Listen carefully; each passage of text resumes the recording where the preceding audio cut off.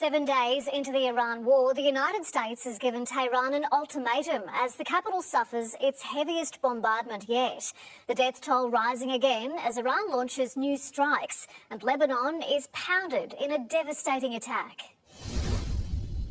Wiped out by 50 fighter jets with 100 bombs. The Tehran bunker of Iran's dead supreme leader, still used by officials until now. Across the Iranian capital, day and night, the onslaught relentless.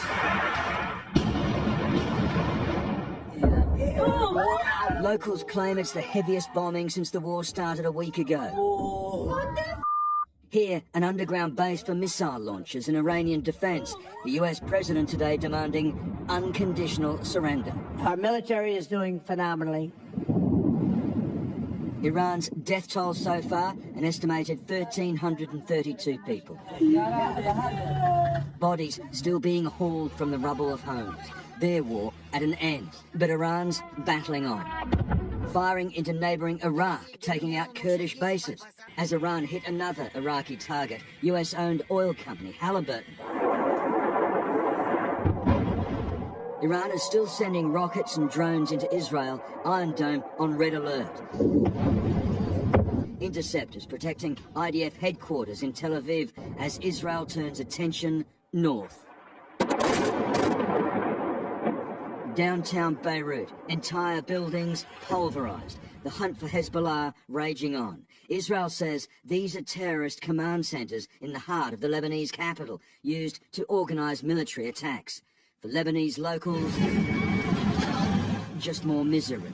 So we're on Lebanon's southernmost border right now, and in fact, that village over there, decimated as it is, behind that concrete wall, that's in Lebanon. And what the Israeli army are trying to do right now is create a border buffer zone and push Hezbollah as far to the north as it's physically possible.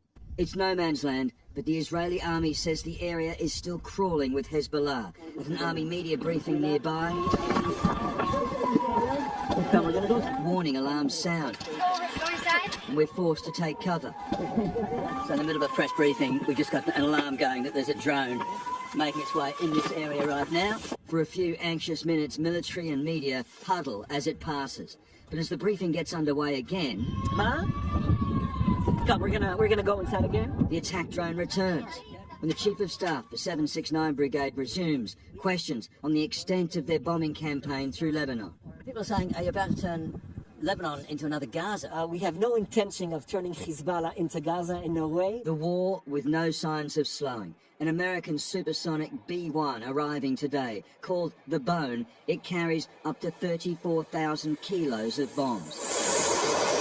A horror show in the wings. So it was around this time last week that Operation Epic Fury was launched and plunged this region into war and chaos. The satellite photos show the before and after in Iran. The Americans, though, we've seen the Ayatollah toppled, and we've seen 1,000+ people killed in this, most of them civilians, and the US refusing to slow down. Now reports that a third aircraft carrier group is on its way to this region. In the Atlantic, 2 weeks away, the USS George H.W. Bush. 3 aircraft carriers in this area at the one time. That is an unprecedented concentration of firepower. Sam? Chris Reason in Tel Aviv, thank you.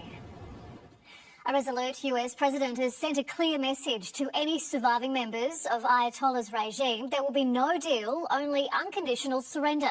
The White House is under fire, though, for releasing videos glorifying the strikes in Iran. One of them set to an Aussie anthem.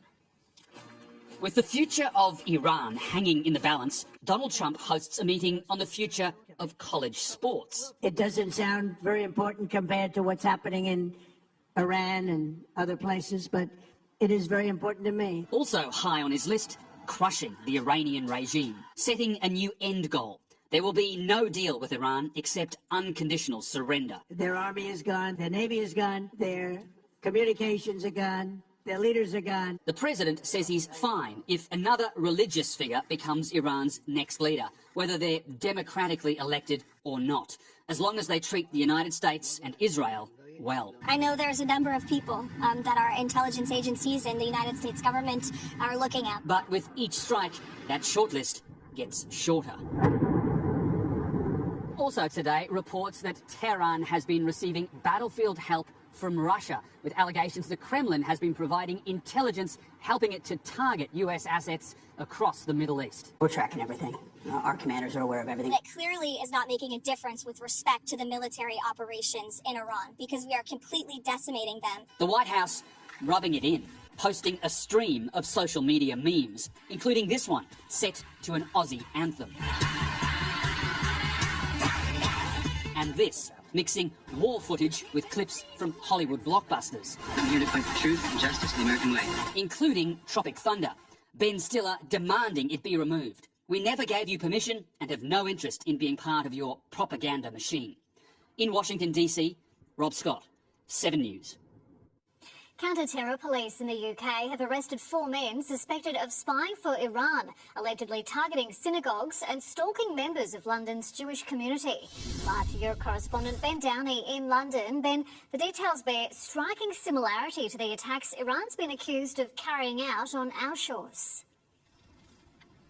So they do. Good evening. Yes, Scotland Yard says these arrests the result of a long-running operation. Thankfully, police were able to swoop before anyone came to harm. Officers raiding multiple properties across London, arresting an Iranian national and 3 dual British Iranian nationals on suspicion of aiding a foreign intelligence service. Now, 6 other men were arrested as well, we're told, for helping these suspected spies as they stalked London Jews and allegedly staked out synagogues as well. Now, it's alarmingly familiar to what Australia's security services say were carried out in 2024 and 2025 in both Sydney and Melbourne, where Iran, the regime, was said to have plotted the firebombing of Jewish businesses and a synagogue that eventually led to Iran's ambassador to Australia being expelled. Our Jewish community tonight, once again, on high alert. Sam?